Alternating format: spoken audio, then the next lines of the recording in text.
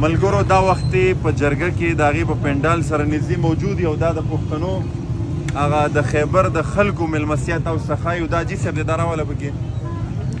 او دا ورسره د ده واړه واړه نوسي دی دې په راوله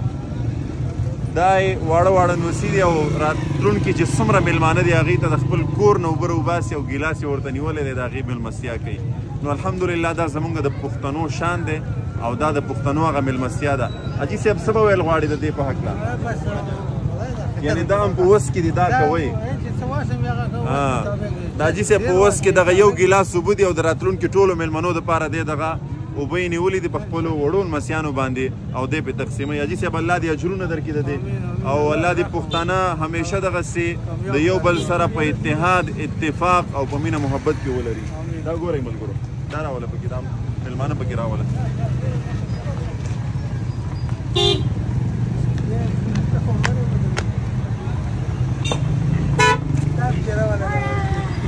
دا راوله پکې دا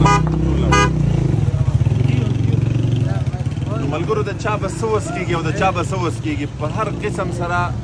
د یو بل سره تعاون کوئ د حاجي صاحب دغه کولر دغه اوبه او دغه لمسیان یې وقف کړي د خدمت دپاره دا یې وس کېږي ستاسو هم چې څه وس کېږي راشئ د دې پښتنو خدمت وکئ د خیبر خلکو په تاسو باندې نن د یو امتحان د ازمایش ګړۍ ده راوځئ د دې خپلو میلمنو خدمت وکئ او د دې خیال وساتئ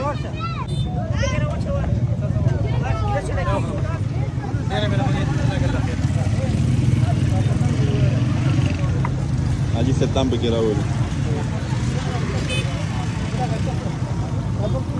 حاجي صاحب کور کې ماشین دی که څنګه نه داسې عمره سرور او لوزګوډ وي کې وڅ ملګرو دا اوبه چې حاجي صاحب دلته په میلمنو باندې سکینو کور کې ماشین نشته موټر دا وایي چېرته نه په سرونو او په ټاپکو وغیره کې راوړو او نن یې په دې میلمنو باندې دی سکي او د دې خدمت کوي دا یې بل کولر ده دا پښتانه دي او دا د پښتنو هغه پهچان دی د یو بل خیال ساتل د میلمه میلمستیا کول